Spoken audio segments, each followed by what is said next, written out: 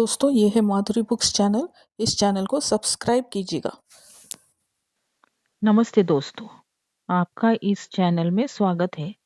और मैं आज आपको एक ट्रू क्राइम स्टोरी बताने जा रही हूँ। उम्मीद है आप सब अच्छे होंगे। तो चलिए हम शुरू करते ऐसी ट्रू क्राइम स्टोरी जिससे पूरी दुनिया हिल गई थी। और ये ट्रू क्राइम स्टोरी है एक बड़ी मनी हीस्ट की, एक बड़ी मनी रॉबरी की, जो कि लॉस एंजलिस में घटित हुई थी। तो चलिए हम शुरू करते हैं। यह घटना जिस दिन घटित हुई थी उस दिन शुक्रवार था और तारीख थी 12 सितंबर 1997। और यह डकैती डनबार आर्मर्ड डेपो हीस्ट के नाम से फेमस है। हम समझते हैं कि डनबार क्या है। DUNBAR। डनबार एक ऐसी कंपनी थी जो कि एक सिक्योरिटी और आर्मर्ड कैश हैंडलिंग कंपनी थी।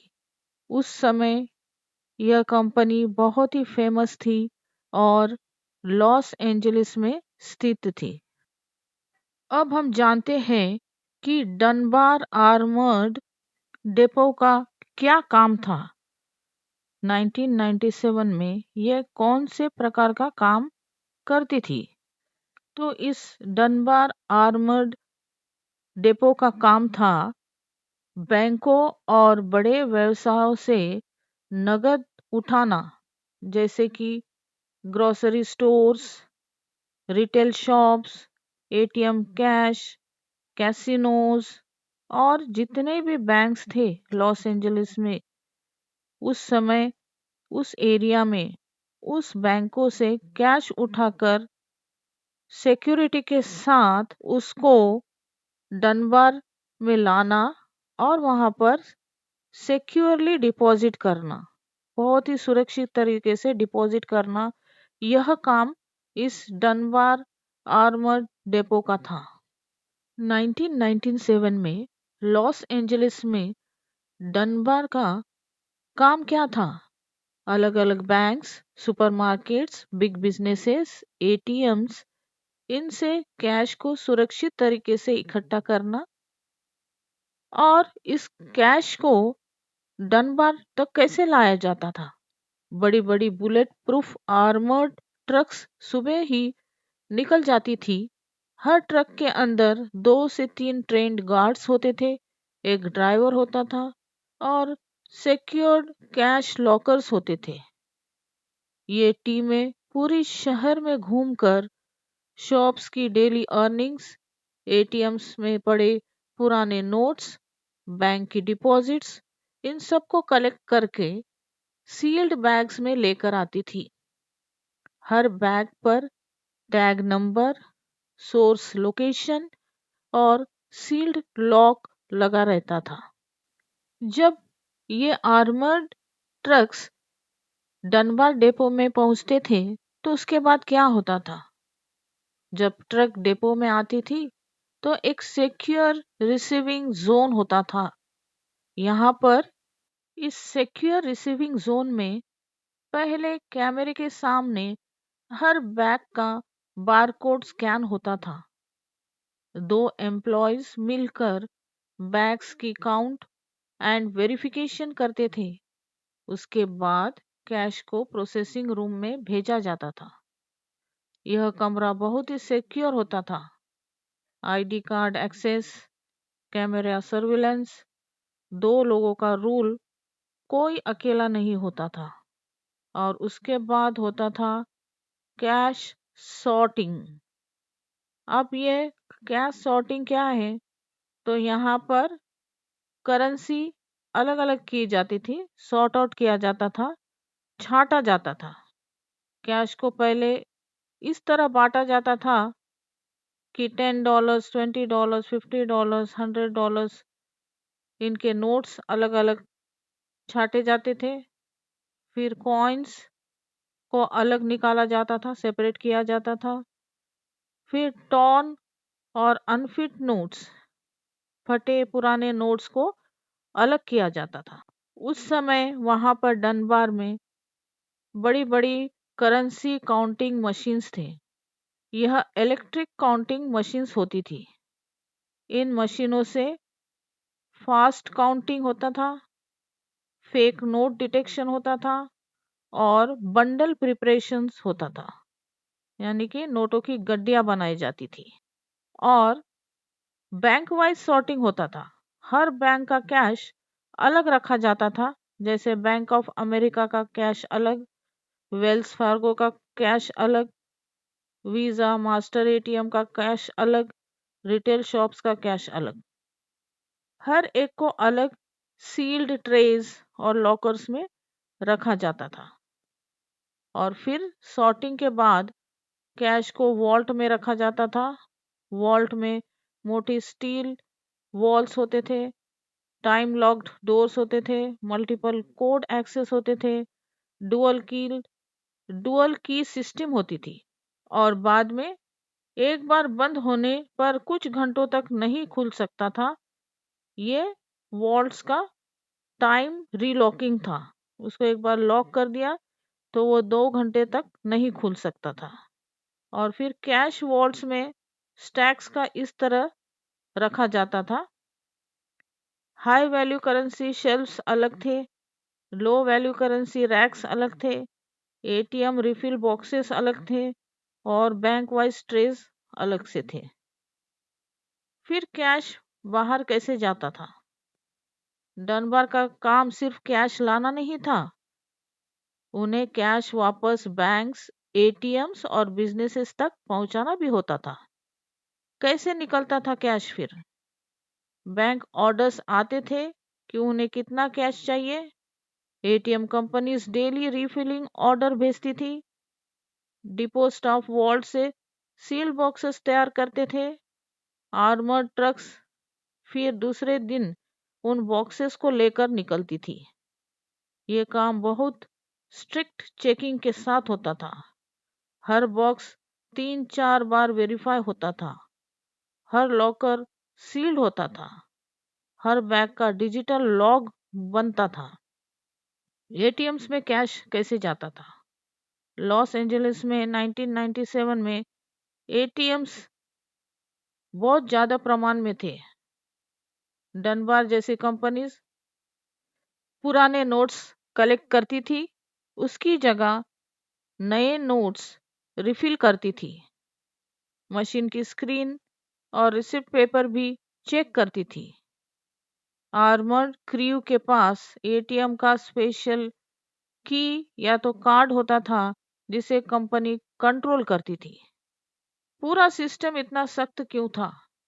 क्योंकि डिपो में millions of dollars high value currency, ATM cash, bank deposits एक साथ रहते थे। इसलिए डनबार जैसे डिपो में strict background checks, training, cameras, time lock vault, barcode tracking, armoured vehicles, सब कुछ आवश्यक था। दोस्तों, आप अब समझ रहे होंगे कि मैं ये सब क्यों बता रही हूँ। तो चलिए अब हमारी असली कहानी की ओर। यह एक सत्य घटना है जो कि लॉस एंजलिस में इसी डनबार आर्मर्ड डिपो में घटित हुई थी। और वह दिन था 12 सितंबर 1997 और दिन था फ्राइडे। और यह घटना रात में घटित हुई थी। और इस डिपो से तकरीबन तकरीबन 19 मिलियन डॉलर्स निकाले गए यानी चोरी हो गए थे, गायब हो गए थे।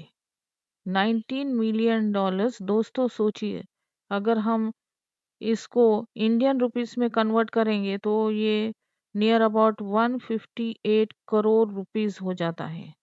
और ये भी कुछ मिनटों में, इस डकैती को कुछ मिनटों में ही पूरा किया गया था।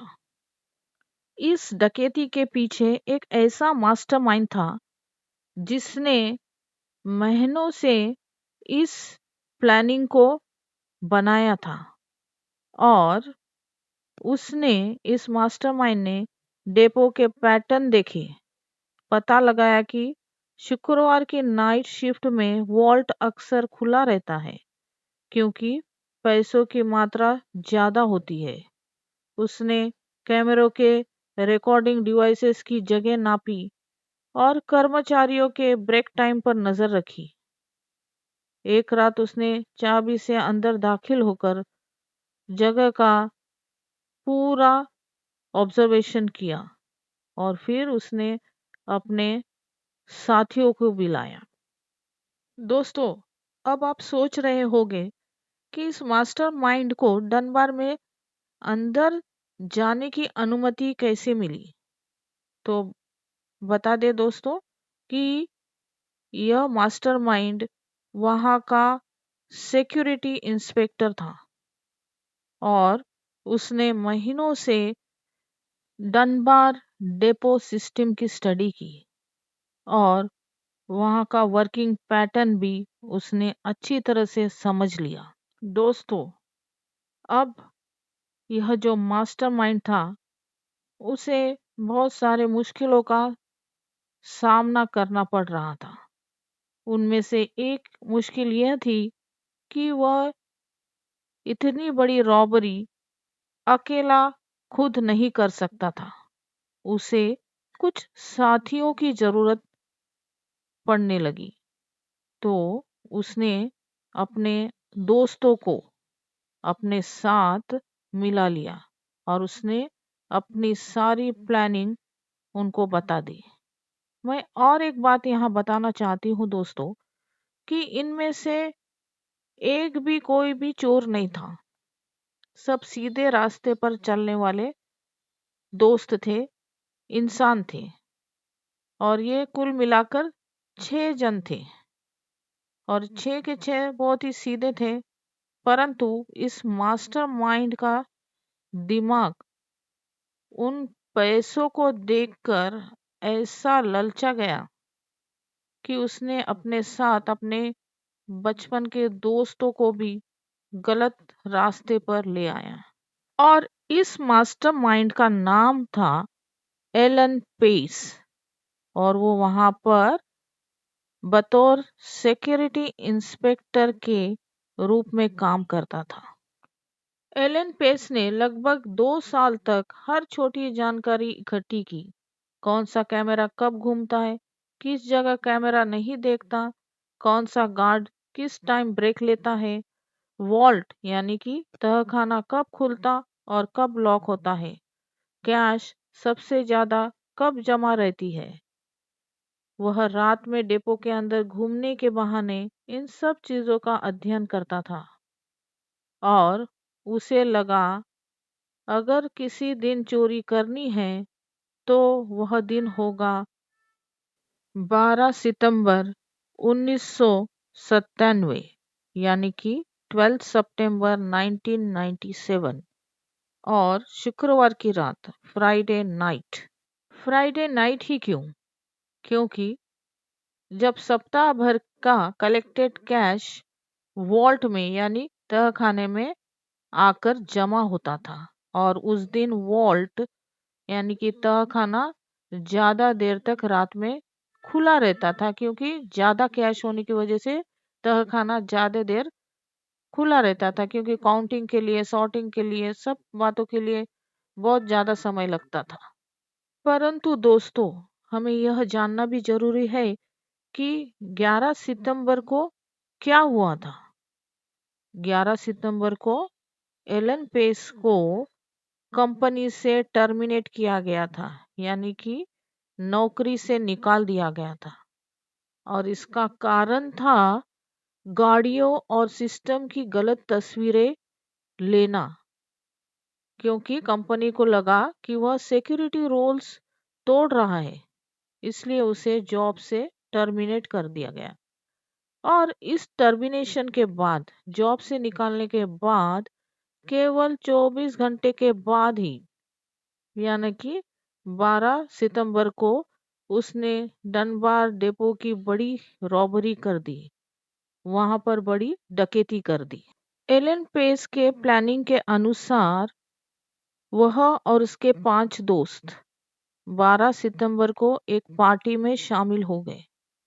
वहां पर वो पार्टी एंजॉय कर रहे थे। इन 6 दोस्तों ने अपनी मौजूदगी उस पार्टी में सब पर जाहिर की। सबको ऐसे जताया कि हम सब ये पार्टी एंजॉय कर रहे हैं। और फिर रात 12 बजने के बाद ये 6 के 6 वहां से तुरंत निकल पड़े अपने प्लानिंग को अंजाम देने के लिए। उस रात एलन पेस अपने 5 दोस्तों को डनबार आर्मर डेपो में लेकर गया, जिन्हें उसने उस साइट पर पहले कभी नहीं बुलाया था, ताकि किसी कैमरे में वह न आए। वे सब काले कपड़ों में थे और नकाब पहन कर आए थे। पेस ने अपनी अंदरूनी कार्ड से इमरजेंसी डोर खोला। कैमरों के ब्लाइंड स्पॉट जानता था। उसने गार्ड्स को अचानक पकड़ लिया, सबको एक कमरे में सुरक्षित बांध दिया ताकि कोई घायल न हो। फिर वॉल्ट के अंदर गया और वहां रखे सील्ड बंडल्स लेकर ट्रक में लोड करवाया। पूरा ऑपरेशन करीब 30 मिनट के अंदर खत्म हो गया और इतिहास में पहली बार 19 मिलियन डॉलर्स चोरी हुए।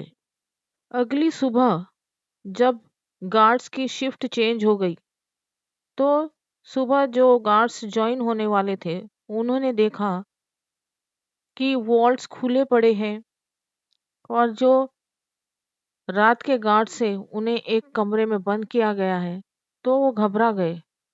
तुरंत ही उन्होंने पुलिस को इन्फॉर्म किया और जब पुलिस आई तो उन्होंने देखा कि नाइट शिफ्ट के गार्ड्स एक कमरे में बंद पड़े हैं। उन्हें कोई नुकसान नहीं पहुंचाया गया है। और जब उन्होंने सीसीटीवी कैमरास के फुटेज खंगाले तो उन्हें कुछ नहीं मिला। उन्हें वहां पर कोई भी फुटेज नहीं मिला और एलन पेस और उनके साथियों ने एक भी फिंगरप्रिंट्स नहीं छोड़े थे। और पुलिस ने जब चेक किया, एंट्री में भी कोई फोर्स्ड ब्रेक नहीं था। एंट्री यानी जहां से अंदर प्रवेश किया जाता है, वहां पर कुछ तोड़फोड़ नहीं हुई थी। पुलिस को यह शक हो गया कि जिसने भी यह किया, यह अंदरूनी काम था, जिसे सीसीटीवी के ब्लाइंड स्पॉट्स का परफेक्ट नॉलेज था। लेकिन एलन पेस बहुत ही चालाक था। उसने काम ऐसा किया कि कोई डायरेक्ट एविडेंस नहीं मिला। इसके बाद पेस और उसके साथियों ने इस कैश को सालों तक छुपाए रखा, उसे खर्च नहीं किया। और इधर पुलिस और इन्वेस्टिगेशन डिपार्टमेंट परेशान हो गया, क्योंकि उनके हाथ एक भी एविडेंस नहीं आया और वो परेशान हो गए। उन्होंने फिर तय किया कि हम शांत बैठे रहेंगे और सिर्फ देखेंगे। जिसने भी ये डकैती की है, उनकी शक की सुई तो एलन पेस पर ही थी। उन्होंने निश्चय किया कि इसको हम अंडर ऑब्जर्वेशन रखेंगे। उसकी हर चालाकी, उसकी हर चाल बारीकी से ऑब्जर्व करेंगे। और उन्होंने एक काम किया, लॉस एंजलिस और आसपास के हर जगहों में जितने भी बड़े व्यापारी है, जितने भी बड़े बड़े सेंटर्स है जहाँ पर पैसे का लेन देन होता है, उन्हें इन्फॉर्म कर दिया गया था कि अगर ऐसे नोट आपके पास आएंगे जिस पर सील है, डनबार आर्मर डेपो का सील अगर रहेगा, तो तुरंत हमें इन्फॉर्म कर देना। और पुलिस और इन्वेस्टिगेशन डिपार्टमेंट दोनों भी चुपचाप बैठे रहे आगे की इन्वेस्टिगेशन के लिए। तकरीबन 2 साल तक एलन पेस और उसके साथीदार सीधा साधा लाइफ जी रहे थे। उनका रोजमर्रा का जो भी लाइफस्टाइल था वो उनका चालू था, परंतु एलन पेस के एक मित्र के गलती से, उसके एक साथी के गलती से ये सब के सब पकड़े गए। डकैती के बाद एलन पेस और उसके 5 साथियों ने कैश को अच्छी तरह से छुपाए रखा और फिर धीरे धीरे वो कैश बाहर निकालने लगे। और यह कैश गड्डियों में था और उस पर सील था, पेपर स्ट्रैप था और उस पर डनबार आर्मर डेपो का स्टैंप था, सील था। और ये वो पेपर स्ट्रैप यानी कि स्ट्रिप निकालकर उसे एक तो जला देते थे या फाड़कर नष्ट कर देते थे। और फिर वो कैश अलग अलग जगह वो इस्तेमाल करते थे। उन्होंने इस कैश को इन्वेस्टमेंट में लगाया, कार्स खरीदे, रियल इस्टेट में लगाया और अलग अलग जगह लगाया। परंतु उन्होंने एक चालाकी की, उन्होंने यह कैश डायरेक्ट यूज नहीं किया, तो थर्ड पर्सन को बीच में लाकर उन्होंने ये सब बातें की जिससे कि वे पकड़े नहीं जाए। एलन पेस ने जब इस रॉबरी की प्लानिंग अपने दोस्तों को बताई थी, तो उस समय उसने यह भी बताया था कि पैसे को कैसे खर्च किया जाए। उसने अपनी प्लानिंग में, रॉबरी के प्लानिंग में पैसों को कैसे खर्च करना, इसकी भी प्लानिंग ऐड की थी। अब सब एलन पेस के प्लानिंग के मुताबिक चल रहा था और पांचों दोस्त भी एलन पेस को पूरी तरह से साथ दे रहे थे। परंतु एक दिन एलन पेस के एक दोस्त की छोटी सी गलती की वजह से ये 6 के 6 पुलिस के गिरफ्त में आ गए। हुआ यूं कि एलन पेस का जो एक दोस्त था, उसका नाम था यूजिन लामार हिल, उसने चोरी किए गए कैश में से एक बंडल बाहर निकाला और उसने रियल इस्टेट का जो डीलर था उसके हाथ में दिया। उसे रियल इस्टेट की डीलिंग करना था और ये जो रियल इस्टेट का डीलर था उसे पहले ही पुलिस वालों ने अलर्ट किया था। जैसे ही रॉबरी हो गई, हर तरफ पुलिस और इन्वेस्टिगेशन डिपार्टमेंट वालों ने हर व्यापारी को, हर एक रियल इस्टेट डीलर को आगाह कर दिया था कि ऐसा अगर बंडल आएगा तो हमें तुरंत इन्फॉर्म कर देना। और जब वह बंडल वो रियल इस्टेट डीलर के हाथ में आया तो उसने देखा कि उस पर जो स्ट्रिप था उस पर डनबार आर्मर डेपो का सील था। तो उसने तुरंत ही पुलिस को इन्फॉर्म कर दिया और पुलिस ने तुरंत ही एलन पेस के मित्र को गिरफ्तार कर लिया। और कुछ ही घंटों में एलन पेस के मित्र ने सब सच्चाई पुलिस को बता दी और फिर पुलिस ने एक एक करके एलन पेस और फिर 4 साथियों को गिरफ्तार कर लिया। ऐसे मिलाकर कुल 6 लोगों को गिरफ्तार किया। रियल इस्टेट डीलर ने उस पैसे के बंडल को पुलिस के हवाले कर दिया और पुलिस ने जब जांच की तो उस बंडल का सीरियल नंबर डनबार के रिकॉर्ड से मैच हो गया। पुलिस तुरंत अलर्ट हो गई, जांच आगे बढ़ी, मुकदमा चला। एलन पेस को 24 साल की सजा मिली और उसके साथियों को अलग अलग सजाएं हुई। किसी को 8 साल, किसी को 17 साल। और इस तरह एलन पेस को छोड़कर बाकी के 5 साथी 2010 तक रिहा हो गए और पेस 2020 में रिहा हो गया।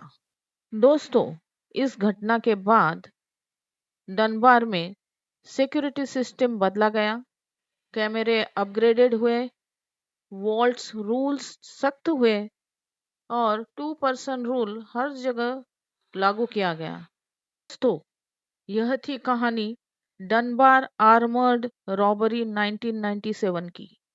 एक ऐसी घटना जिसने दुनिया को दिखाया कि कभी-कभी सबसे खतरनाक चोर बाहर से नहीं, अंदर से आता है। अगर आपको ऐसी सच्ची कहानियां पसंद है तो इस वीडियो को लाइक, शेयर और सब्सक्राइब करना न भूलें। धन्यवाद।